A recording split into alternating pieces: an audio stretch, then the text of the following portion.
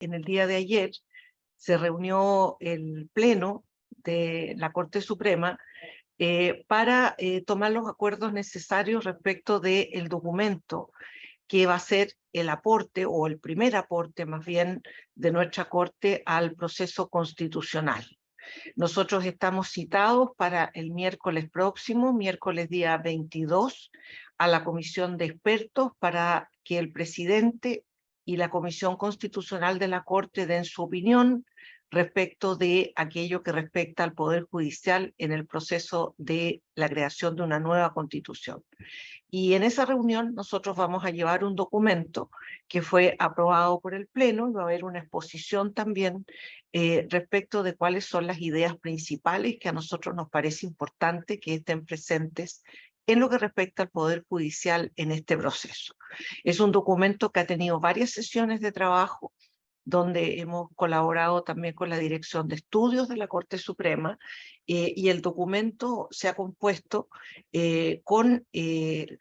teniendo como fuentes todas aquellas declaraciones y documentos que nosotros hemos preparado en forma previa, o pronunciamientos del Pleno que ha habido en materias constitucionales a lo largo del tiempo.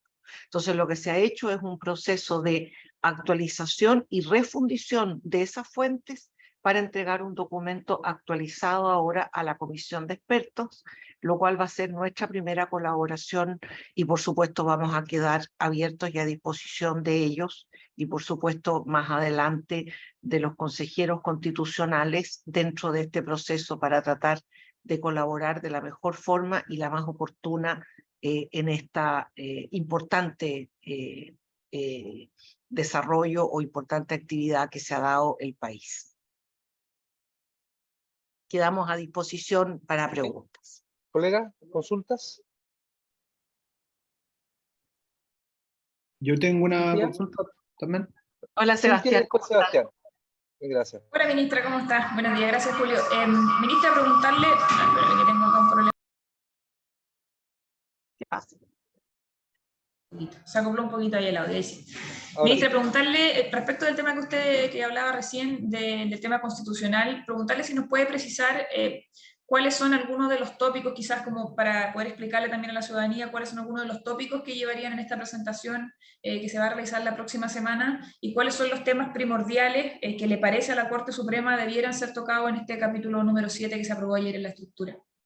Bueno, sin adelantar los contenidos precisos, porque eso va a ser justamente materia de nuestra reunión, y no queremos adelantarlo porque la gracia, ¿no es cierto?, es que se parta comentando lo específico allí.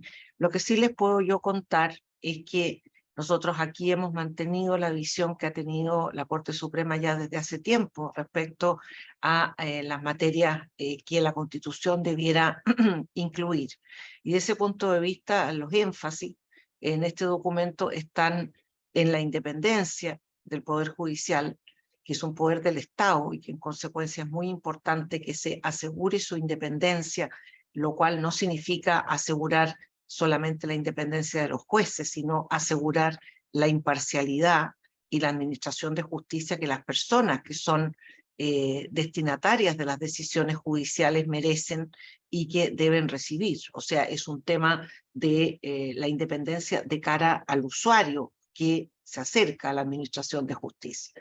Es muy importante fortalecer todo aquello que se refiere a la unidad jurisdiccional. Somos un país unitario, ya lo hemos dicho varias veces, y en consecuencia es muy importante que haya unidad jurisdiccional y no sistemas diversos, lo que no significa, por supuesto, que no haya tipos diversos de tribunales y consideraciones sobre sus materias y otros elementos, y por supuesto fortalecer todo aquello que se refiere a los derechos fundamentales de las personas, no solamente en temas declarativos, que por supuesto son importantes, sino también en temas que tienen que ver justamente con nuestra función jurisdiccional, es decir, que estén reforzados por la vía de los procedimientos cautelares, ¿no es cierto?, que sean efectivos, que sean prontos y que realmente cumplan su propósito. Eso le diría yo que son los grandes ejes del documento que llevamos, sin entrar a los detalles, porque como le digo, ya van a ser materia de la reunión.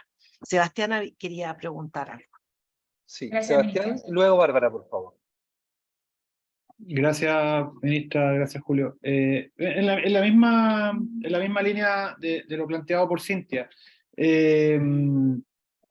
desprendo de su respuesta, ministra, que en general el Poder Judicial, como está hoy día en la Constitución actual, a la Corte le acomoda. O sea, lo que usted planteó en la respuesta es más bien una comparación con la propuesta de la convención anterior. ¿Qué sería lo de la Constitución actual que el Poder Judicial quisiera mejorar, en este caso, o derechamente modificar? Miren, al hablar nosotros de derechos fundamentales y de efectivos medios de cautela, no estamos hablando de que queramos que la Constitución siga como está, sino al contrario, que la Constitución se enriquezca. Del punto de vista de los derechos fundamentales hay muchos que faltan por consagrar constitucionalmente. Hay que resolver el tema del rango e importancia que tienen los derechos consagrados en tratados internacionales.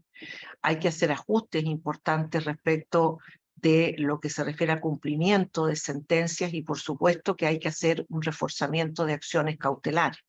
Así que lo que hay hoy es una base, pero hay muchas otras cosas por hacer que nosotros esperamos detallarlas en aquella reunión.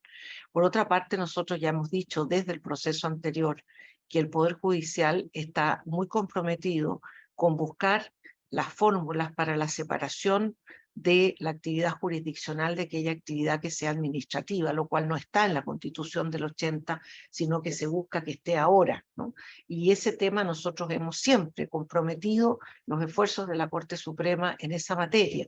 En consecuencia, esperamos desde ese punto de vista que se pueda lograr esa separación buscando los caminos más factibles, porque no solo es un tema normativo, sino que también tiene que ver con un tema de administración, de recursos y otras materias. Así que desde ese punto de vista yo le diría que algunas cosas que están en la Constitución del 80 son cosas que vienen de la historia de 200 años de la Corte Suprema y del Poder Judicial, por lo cual obviamente esa historia hay que preservarla, pero nosotros estamos pensando, yo lo he dicho varias veces, en un Poder Judicial para el siglo XXI y en consecuencia un Poder Judicial remozado en aquello que orgánicamente le corresponde y fortalecido desde el punto de vista de sus atribuciones, sobre todo de aquellas que se refieren a la protección de los derechos de las personas. Gracias, ministra. ¿Quién va a hacer la exposición ese día? El presidente va con la comisión, el presidente va a decir las palabras iniciales, explicando el proceso y explicando los grandes lineamientos que ha tenido en esta materia el Poder Judicial, y después los miembros de la comisión vamos a exponer por partes el documento que estamos llevando. Nos vamos a distribuir esa exposición. Tenemos 45 minutos para exponer, así que trataremos de ser precisos. Muchas gracias. Gracias, Sebastián. Bárbara Miranda y después Constanza Gaden. Hola, ministra, ¿cómo está? Muy bien, Bárbara, ¿cómo está usted? Bien, todo bien. Oiga, ¿y tuvo la reunión o no tuvo la reunión? No.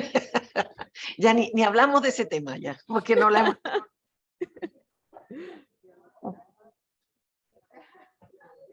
Cuéntenos, Bárbara. Ya, ministra, la quería llevar hacia otro tema, ISAPRES. En estas mesas que han tenido los senadores, hablan de que van a pedir un plazo para ampliar y aplicar esta Perdone, no le escucho bien, Bárbara. Quedó como a la mitad. Sí, ella quedó tabla congelada. de factores. Eso es. ¿Bárbara? No le escuchamos bien. ¿Me escucha ahí, ministra? Ahí sí, porque de repente quedó como pegada la imagen y no se le escuchó tampoco a usted. Ya, es la conexión de internet. Ya, ¿ahí me escucha así, Sí, ministra? Ahora sí. Ya. El gobierno ha planteado la posibilidad de pedir más plazo para poder aplicar esta tabla de factores. Ustedes entregaron un plazo en su fallo. ¿Es posible que se pueda ampliar o se Mire, tienen no, que respetar las fechas que ustedes entregaron? no le puedo responder porque esa petición no se ha hecho. Y es una petición que tiene que resolver la sala. En consecuencia, no le podría yo decir qué es lo que va a suceder a ese respecto. Es una petición que se va a tener que resolver en su mérito cuando se presente.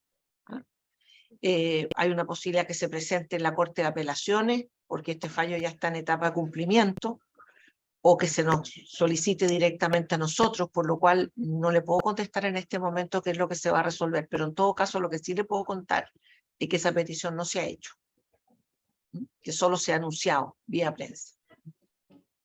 Y lo segundo que le quería preguntar por este mismo tema, las ISAPRES señalan que en el fallo no precisa la devolución del dinero a los usuarios, que es una polémica que se ha estado generando en la mesa. ¿Es así o no? ¿O es una mala interpretación que están haciendo finalmente las ISAPRES? A ver, nosotros, como lo explicamos en el fallo, dejamos los cálculos a la superintendencia, porque como usted puede entender, este es un fallo de efectos generales para todos aquellos que han sido afectados por la imposición de tablas de factores que no correspondían.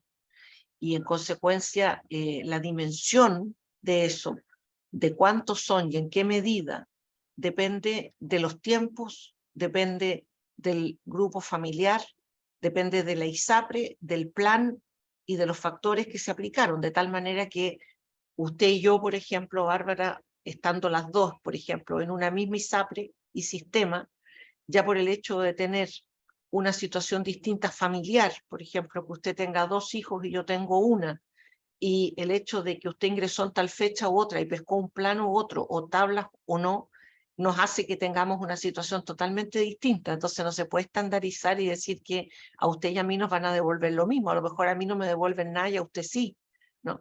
Entonces no había cómo en el fallo establecer cuánto y de qué modo se tenía que devolver esto, porque en primer término había que hacer un trabajo, ¿no es cierto?, de pesquisa o de determinación respecto de cada afiliado y de cada situación, cuál es el punto. Esto no es lo mismo que los temas en que se han cobrado, ¿no es cierto?, precios excesivos, ¿no es cierto?, en temas del consumidor y se dice se va a tener que devolver tanto porque hubo tal situación de colusión, por ejemplo. Esto es una situación que tiene que ver con la aplicación de tablas de factores a determinados afiliados / planes / ISAPRES, ¿ya? Entonces, ese cálculo era imposible de hacer por los tribunales. Entonces, nosotros establecimos las reglas generales. Establecimos desde cuándo, establecimos cuál es el tiempo en que hay que resolver este tema, y el resto es un tema de conversación y de acuerdo entre la superintendencia y las ISAPRES, de tal manera que el fallo no dice, mire, tiene que darle 5 cuotas o no darle ninguna, tienen que devolver 5 millones de pesos o tienen que devolver 300.000 pesos, no lo puede decir el fallo. Eso nosotros establecimos el marco general y de ese punto de vista es el sistema, ¿no es cierto?, el que tiene que llegar a acuerdos con las ISAPRES para resolver ese punto. No podíamos hacerlo nosotros porque tendríamos que haber hecho un estudio, ¿no es cierto?, gigantesco, que nosotros no tenemos los medios, ¿no?, ni tampoco somos un ente político como para determinar qué es políticamente más adecuado y más viable o no viable para las ISAPRES en este caso. Ministra, la última duda con el tema de los plazos. Mientras no les presenten la petición, ¿se tienen que respetar los plazos que ustedes plantearon en el fallo? En los tribunales las cosas se hacen de manera formal. Así que si alguien quiere pedir una ampliación de plazo, tendrá que fundamentarlo y pedirlo como corresponde. Nosotros no hemos recibido ninguna solicitud en ese sentido y por eso justamente no hay ninguna noticia, si no hubiera habido una resolución. Nosotros en esto, Bárbara, hemos sido muy preocupados de tomar decisiones prontas. Lo mismo que cuando se nos pidió una aclaración del fallo, lo hicimos a la máxima brevedad. Del mismo modo, tenemos la voluntad de cualquier situación que haya asociada con este tema, ser prontos en resolverla, justamente para no perjudicar el proceso y la solución del asunto, que no sea que esté entrabado en tribunales el tema y que por eso no se resuelva, pero no hemos recibido hasta ahora ninguna solicitud. Muchas gracias, ministra. Encantada. Gracias, Bárbara. Constanza Vargas, de ADN. Hola, ¿me escuchan? Hola, Constanza, Sí. ¿cómo le va? Hola, hola, gusto en saludarlos a todos. Ministra, quería seguir en el mismo tema, hacerle 2 consultas cortitas, siguiendo la línea de lo que preguntaba la colega. ¿Hay algún plazo establecido para pedir más plazo? Me refiero a si pueden hacerlo, por ejemplo, una semana antes de que se cumpla el plazo total o se tiene que hacer como con cierta cantidad de días de anticipación. Y lo otro también respecto al fallo, ay, perdón. Te voy a contestar al tiro lo del plazo. Ok, Mientras ok. esté corriendo el plazo, es el tiempo en que se puede pedir la ampliación del plazo. De tal manera que mientras esté vigente el plazo de 6 meses, se puede pedir una ampliación de ese plazo sin perjuicio de lo que se resuelve. Muchísimas gracias. Y lo otro que quería preguntarle es, claro, las ISAPRES han dicho que no se consideran cobros indebidos los cobros que se hicieron porque de alguna forma hubo un cambio de criterio que estableció la Corte Suprema. ¿La Corte determina que estos cobros son indebidos o no son indebidos? Es más algo de términos en realidad, como para saber si nos movemos en ese campo, digo. A ver, es importante decir que estamos en presencia constante de un fallo judicial y los fallos judiciales se cumplen. En consecuencia, aquí no está en discusión si el fallo de la Corte Suprema se tiene que cumplir o no, los fallos se cumplen. Lo único que podría estar en discusión, de acuerdo a lo que preguntaba antes Bárbara, es si se tiene que cumplir en los 6 meses o ellos quieren una prórroga, pero respecto del cumplimiento del fallo no hay ninguna duda. Y como usted puede entender, nosotros no vamos a debatir la pertinencia de un fallo judicial, que además está pronunciado por el máximo tribunal del país y que además es consistente con la jurisprudencia anterior del tribunal mismo y también es consistente con la jurisprudencia que ya tiene casi 13 años del Tribunal Constitucional. Entonces, sobre eso las calificaciones que se hagan respecto de lo que el fallo está estableciendo, nosotros respetamos, como lo he dicho tantas veces, profundamente que los ciudadanos se expresen, pero no nos equivoquemos, porque esto no es una especie de controversia de opiniones, ¿no? Sino que se trata de un fallo que hay que cumplir y que además el tribunal se apresuró a aclarar si había alguna duda a petición de la superintendencia para que fuera lo más nítido posible qué es lo que la Corte está ordenando. Así que cualquier calificación sobre ese fallo es una materia de opinión. Nosotros lo respetamos profundamente, todos los ciudadanos, todos los habitantes de Chile tienen derecho a opinar, pero no se puede poner a un fallo de la Corte Suprema en el mismo escalón que una discusión que haya sobre opiniones o debates de opiniones, ¿no? Esto no es susceptible de debatirse como una opinión porque es un fallo judicial y además del máximo tribunal del país. Muchísimas gracias, ministra. Quería hacerle una última pregunta, dándole a otro tema, sí, respecto a este requerimiento al Tribunal Constitucional de parlamentarios para revisar los indultos del presidente Gabriel Boric. ¿Tiene este órgano la última palabra y si se va a dar también por cerrado el tema después del pronunciamiento del Tribunal Constitucional o podrían haber otras instancias para revisar la situación de los indultos? Mire, nosotros nunca nos pronunciamos sobre materias que están entregadas a otros órganos jurisdiccionales. En este caso hay que esperar el fallo del Tribunal Constitucional y de acuerdo a eso se verá, ¿no es cierto?, qué tanto se abre o se cierra este tema y por lo consiguiente no nos corresponde pronunciarnos sobre él. Es un tema totalmente autónomo del TC. Muchísimas gracias. Gracias a ustedes. Gracias a Constanza. Alejandra Zúñiga, del Mercurio. Hola, ministra. Hola Alejandra, ¿cómo le va? ¿Bien usted cómo le va? Bien, muchas gracias. Qué bueno. Le quería hacer 2 consultas. Una era porque no escuché al principio en qué fecha, qué día van a presentarse ante el Pleno para hacer la exposición. La reunión del Pleno fue ayer, Alejandra. No, la reunión, la presentación que van a hacer claro, la comisión experta. La comisión de expertos vamos el día miércoles 22 a las 10 de la mañana. Perfecto. ¿Y ya han conversado después de la presentación en el Pleno, en la comisión de expertos, perdón, su presentación en la subcomisión de función jurisdiccional? Mire, se nos dijo que la idea que tenía la comisión de expertos era recibir ellos como comisión completa a los órganos que tienen una existencia constitucional, ¿no? O ya fue el señor Contralor, está Claro. citado Tricel, estamos citados nosotros, etc.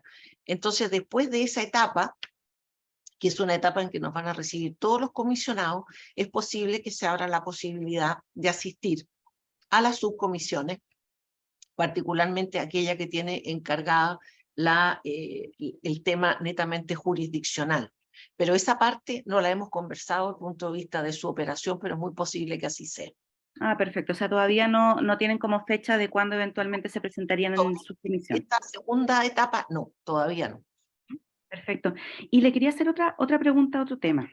Quiero saber su opinión respecto de un comentario del juez Urrutia, en el fondo en su Twitter, aludiendo a un fallo de la Corte Suprema, en el fondo, donde se anuló una ordenanza municipal para impedir el paso de lanchas privadas en el lago Calafquén. Básicamente su opinión respecto de que él se refiera con esta frase, desconexión de la alita abusiva, frente a un fallo del máximo tribunal. ¿Qué es lo que dijo? Perdone, no le escuché la última. Solamente retuiteó una nota donde se comenta este fallo de la Corte Suprema y pone desconexión de la alita abusiva. Mire, la verdad, el señor Urrutia es una persona que hace un amplio uso de su libertad de expresión. Y de ese punto de vista, yo las opiniones de él las considero como las de un ciudadano más, porque como juez, esa opinión no le corresponde darla. De tal manera que si la da, la está dando como un ciudadano más, tiene todo el derecho como ciudadano, como juez no le corresponde objetar los fallos de la Corte Suprema, y es un tema que en realidad revisar los dichos de los jueces, si es que de alguna manera rompen el parámetro que les corresponde, es una tarea que le está entregada a la Corte de Apelaciones respectiva. Entonces tampoco nunca nosotros como Corte Suprema entramos a opinar o a contestar declaraciones de jueces, como en este caso, y particularmente menos los del señor Urrutia, que él es asiduo a hacer tuiteos y este tipo de cosas, que nosotros evidentemente estamos lejos de tener esa forma de entendernos dentro del Poder Judicial. Así que no hay nada que decir sobre él, es su opinión, y si a alguien le parece que es una opinión inadecuada, tiene que hacer uso de las herramientas que correspondan, donde correspondan.